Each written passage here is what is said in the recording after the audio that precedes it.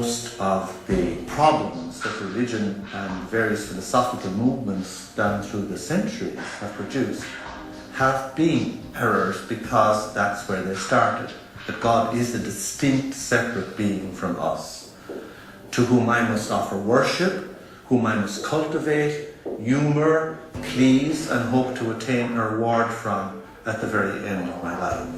That is not what God is. That is a blasphemy. God is such a broad thing, some parts of which, most of the parts of which that are associated with organized religion is something that I sort of recoil at, and something that I think has done a lot of harm to the world, done harm to women, done harm to oppressed peoples, done harm to the World Trade Center.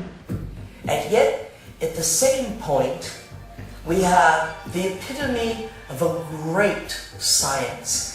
The closest science has ever come to explaining Jesus' repetition that the mustard seed was larger than the kingdom of heaven. And the only science that can fit into that analogy is quantum physics.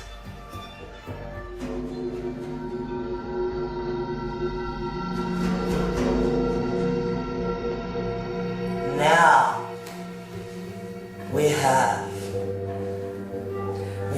great technology, from anti-gravity magnets and magnetic fields of zero-point energy.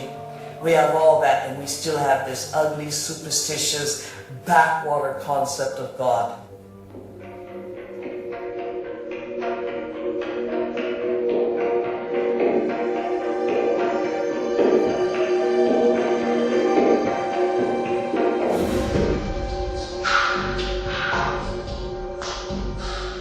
Fall into line very readily when they're threatened by these cosmic sentences of everlasting punishment.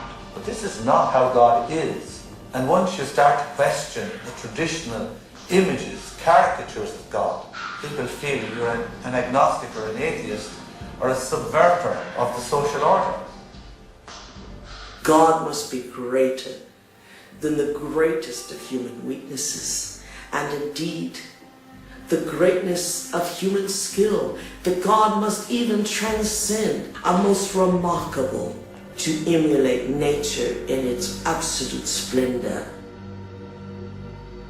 How can any man or woman sin against such a greatness of mind? How can any one little carbon unit on Earth, in the backwaters, indeed the Milky Way, the boondocks, betray God Almighty?